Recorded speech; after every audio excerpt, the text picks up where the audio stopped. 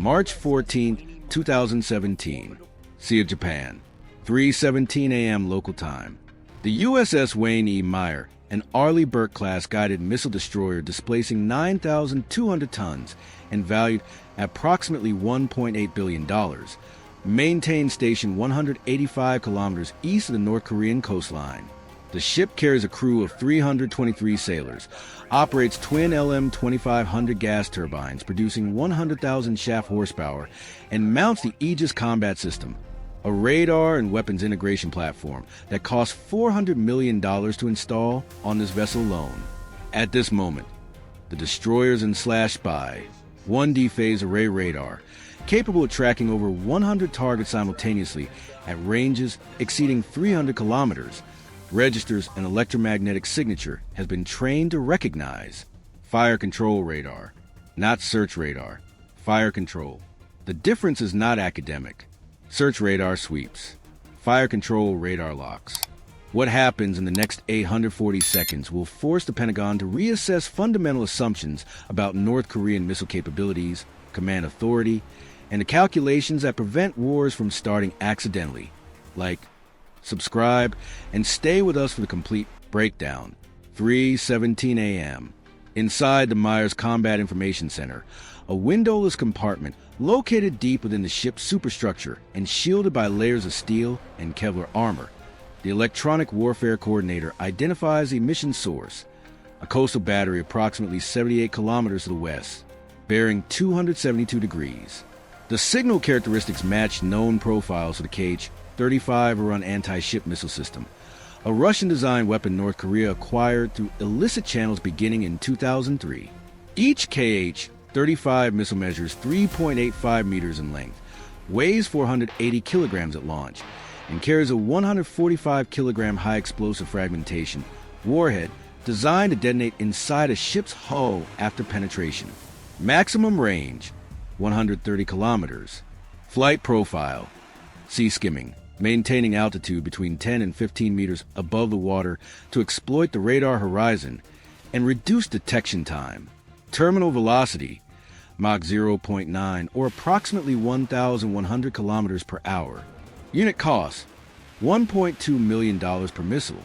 The Meyer costs 1,500 times more than the weapon now aimed at it.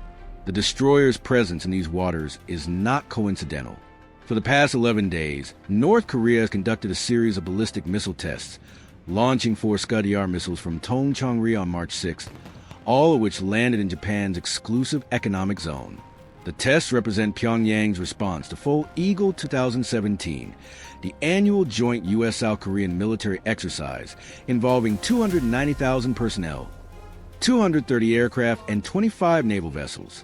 The Wayne E. Meyer operates as part of Carrier Strike Group 5, deployed from Yokosuka, Japan, with orders to maintain presence operations, gather electronic intelligence on North Korean capabilities, and demonstrate American commitment to regional allies.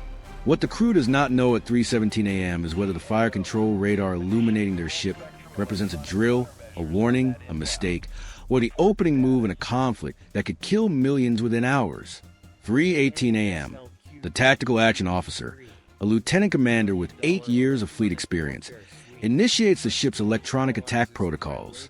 The N/SLQ-32V, 3 electronic warfare suite, a system of receivers, processors, and jammers housed in modules throughout the ship and costing $18 million to install, begins analyzing the threat radar's frequency, pulse repetition rate, and scan pattern. The objective is twofold: confirm the threat classification and prepare countermeasures. Within 22 seconds, the system correlates the emission signature with stored profiles and provides a probability assessment. 94% confidence that the radar belongs to a Rabesh Coastal Defense System, the North Korean designation for modified KH-35 launcher batteries. Intelligence estimates suggest North Korea operates between 8 and 12 of these batteries along its eastern coastline, positioned in hardened bunkers and mobile launchers to complicate targeting. Each battery contains 4 launch tubes, meaning the Meyer could be facing up to 4 simultaneous inbound missiles if the launch order is given. The rules of engagement for this patrol are classified, but they follow a standard framework used throughout the U.S. Navy. Weapons tight, unless the ship is under imminent threat. Fire control radar illumination does not, by itself, constitute imminent threat. The radar must lock. The launcher must activate. The missile must fly. Only then does the right of self-defense become unambiguous. This legal and tactical framework creates a window, measured in seconds, where decisions must be made faster than bureaucracies can respond. The Myers commanding officer, a captain with 22 years of service and 3 previous destroyer commands, understands that firing first without proper authorization could trigger a regional war. Waiting too long could result in the loss of his ship and crew. The mathematics of modern naval warfare are unforgiving. At Mach 0.9 and sea-skimming altitude, a KH-35 missile covers 1 kilometer every 3.27 seconds. From launch to impact at maximum range, approximately 7 minutes. From visual detection at the radar horizon to impact, potentially less than 60 seconds. 3:19 a.m. The fire control radar maintains lock. This is now 120 seconds of continuous illumination, well beyond the duration of a typical training exercise or sensor calibration. On the bridge, the officer of the deck orders the helmsman to alter course, turning the ship's bow toward the threat to present the smallest possible target profile and maximize the effectiveness of the ship's defensive systems. The Myers' primary air defense weapon is the RIM 162 Evolved Sea Sparrow missile, or ESSM, a radar-guided interceptor with a range of 50 kilometers and a unit cost of $1.4 million. The ship carries 32 of these missiles in vertical launch cells, along with 64 Tomahawk cruise missiles and 32 SM, 2 standard missiles for longer-range threats. The ESSM system can engage targets as low as 5 meters above the water, but the geometry is challenging. A sea-skimming missile emerges from a radar clutter of wave returns and provides minimal time for multiple engagement attempts. Best case scenario: the Meyer detects launch, confirms trajectory, fires 2 ESSM missiles in ripple mode, and achieves kill before the target closes inside 15 kilometers. Worst case scenario: detection comes late, only one engagement opportunity exists, or the North Korean battery fires all 4 missiles simultaneously to saturate defenses. What the crew cannot know is what is happening 78 kilometers away on the North Korean coast. Is this a deliberate provocation ordered by Pyongyang's leadership? Is this a local commander acting without authorization, testing American resolve, or settling a personal grievance against perceived threats? Is this a technical malfunction, a radar operator conducting maintenance who accidentally locked onto a real target? The ambiguity is dangerous. Modern weapon systems compress decision cycles to time frames that eliminate opportunities for clarification, negotiation, or de-escalation. Once a missile launches, physics determines outcomes. Human judgment becomes irrelevant. 3:21 a.m. For minutes of continuous radar lock, the Myers electronic warfare officer confirms that the threat radar has transitioned to terminal guidance mode, the final stage before launch where the system refines target coordinates and calculates intercept solutions.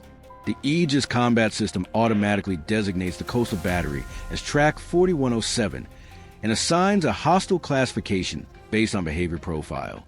On the multi-function displays in the Combat Information Center, the track appears as a red diamond with a flashing boundary, indicating high threat priority. The system has already calculated firing solutions for SM-2 missiles, which could strike the coastal battery at a range of 170 kilometers with a 90% probability of kill. Each SM-2 costs $2.1 million.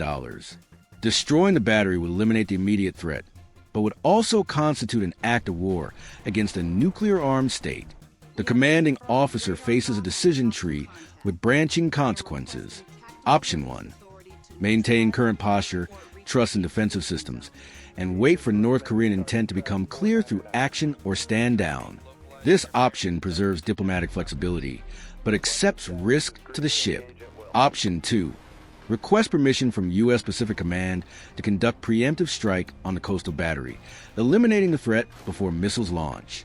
This option maximizes ship survival probability, but requires approval that may take 15 to 30 minutes to secure, time that may not exist. Option 3. Prepare for self-defense engagement the moment launch is detected, accepting the political and strategic consequences. This option delegates the decision to start shooting to sensor operators and automated systems, removing human judgment from the final trigger pull. The captain chooses option 3, with modifications. He orders the crew to battle station's missile defense, a heightened alert status that positions personnel at their combat posts and brings all weapon systems to ready status. Simultaneously, he directs a communications officer to send a flash priority message to U.S. Pacific Fleet headquarters in Hawaii, reporting the situation and requesting guidance. Flash priority means transmission within 10 minutes. Acknowledgement is expected within 30 minutes. Actual orders may take hours.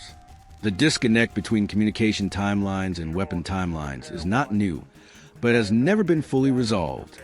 During the Cold War, submarine commanders carried sealed orders authorizing nuclear retaliation if communication with higher authority was lost. Surface ship commanders operate under different protocols, but the underlying problem remains. What does a captain do when the decision cycle collapses to seconds and the chain of command measures response in minutes? 3:24 a.m. 7 minutes of radar lock. The North Korean battery has now illuminated the mire longer than any previous incident in the ship's operational history. Crew members who were asleep 10 minutes ago are now at their stations, wearing flash gear, flame-resistant hoods, gloves, and jackets designed to protect against the thermal pulse of an explosion. The ship's close-in weapon system, or CIWS, a radar-guided 20mm Gatling gun capable of firing 4,500 rounds per minute at targets within 3 kilometers, has been powered up and switched to autonomous mode. If a missile breaks through the ESSM engagement envelope, the CIWS will fire automatically, without human authorization. The system was designed this way because human reaction time, even for a trained operator, is approximately 0.7 seconds. A Mach 0.9 sea-skimming missile covers 280 meters in that time frame. There is no time for hesitation. The calculations are brutal. Each KH-35 missile carries 145 kilograms of high explosive. Detonating inside the mire's hull, that warhead would create overpressure sufficient to rupture internal compartments, collapse structural bulkheads, and ignite fuel and ammunition stores. The ship is designed with damage control in mind. Compartmentalization, redundant systems, trained crews equipped to fight fires and contain flooding. But modern warships are also densely packed with electronics, fuel lines, and personnel. A single hit could kill dozens. Multiple hits could sink the ship. The crew knows this. They train for this. But training is not the same as experiencing the moment when theoretical scenarios become real decisions with real consequences. 3:26 a.m. 9 minutes. The radar lock intensifies, with the North Korean system now transmitting at higher power levels, a behavior consistent with final pre-launch preparations. The electronic warfare coordinator reports a secondary emission, data link signals consistent with command guidance systems. This suggests the battery is receiving targeting updates from a remote source, possibly a coastal observation post or a drone platform. The revelation is significant. If the battery is operating under centralized control, the decision to lock fire control radar came from someone with authority. If the battery is autonomous, the decision came from a local commander or even an automated system. Neither scenario is reassuring.